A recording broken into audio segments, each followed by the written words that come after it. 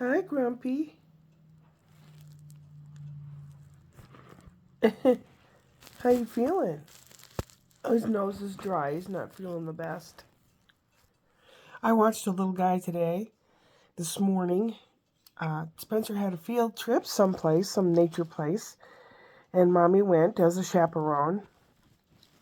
And each chaperone was in charge of two people, and her other person didn't show up, but it was probably a good thing because Spencer was just an electric monkey. He couldn't sit still. He was kicking things and punching things, and I don't know where this behavior's come from. All of a sudden, he's become very. It's like he got a shot of testosterone or something. I don't know. Because later, when they got back home, he was telling me he was eating his sandwich for supper, and he was talking to me, and apparently I didn't pay 100,000% attention to him, so he popped me in the nose, and I was shocked. And I said, "What'd you do that for?"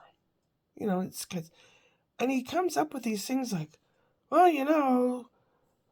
I know a student that will take a knife and cut the teacher." And I'm like, where the hell did he hear that? So where'd you hear that? And he wouldn't say anything. Snitches get stitches. I don't know what's going on.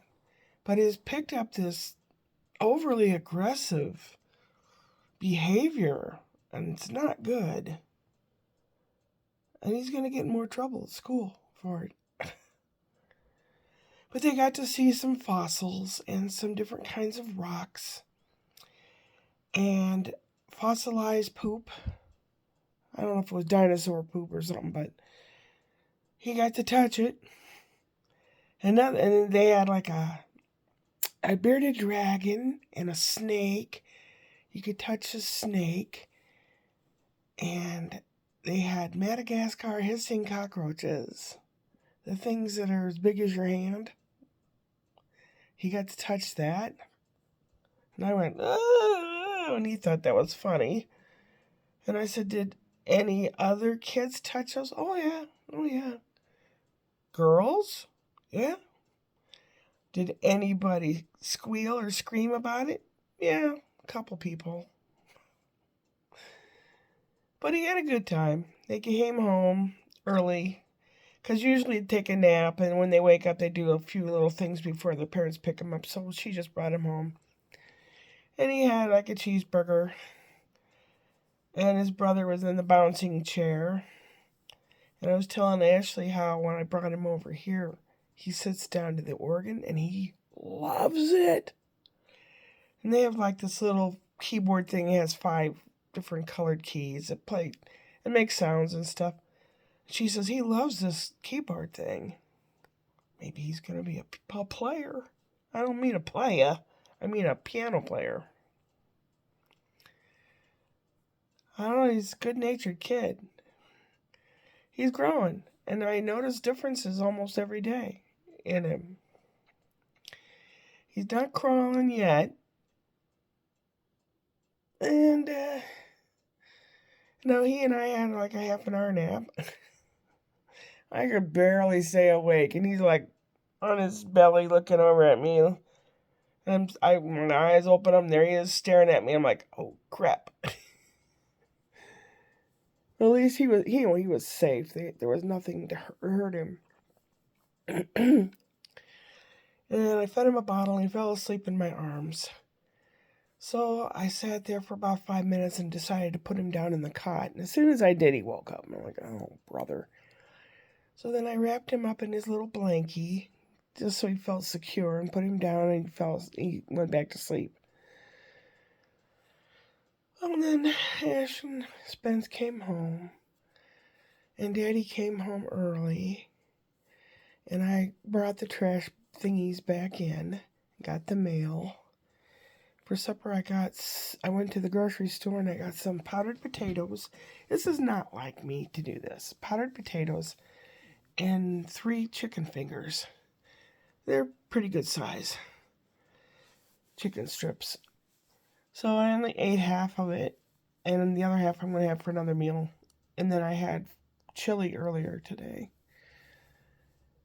I don't know. I've had panic attacks today too,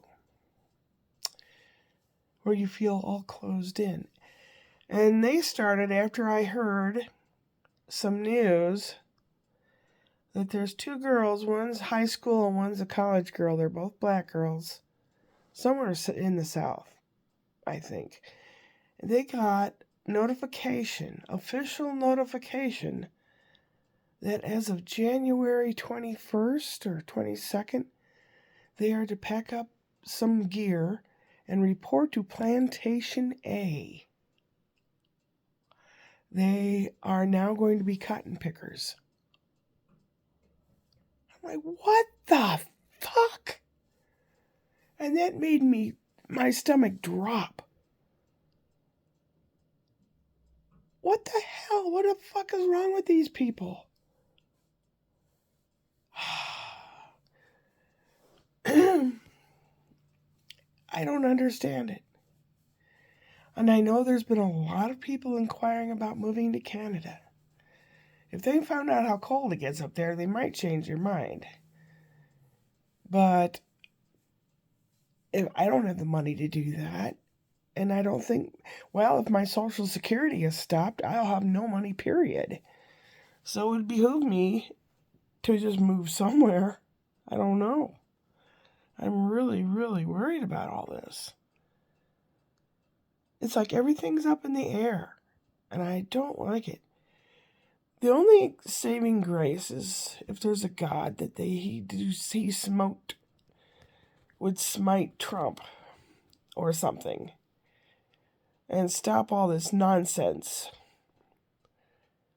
I mean, they're creaming their jeans, these old farts that have all this money in Congress and Senate and all that.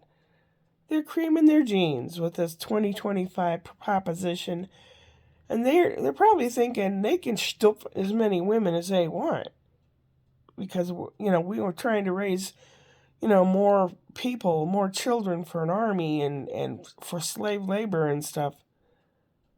So these old guys are probably having wonderful dreams.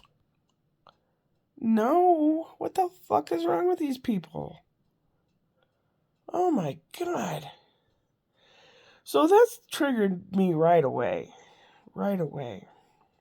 Having lived in an abusive situation under someone that acted like God. So, I mean,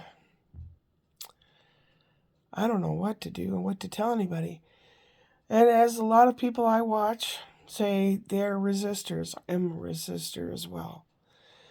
If you feel the same way or whatever, you can talk to me. We can figure out how to resist in a proper fashion, not a knee-jerk reaction, because they've planned this all along. We need to kind of plan in our heads, what do you do if this happens or if that happens?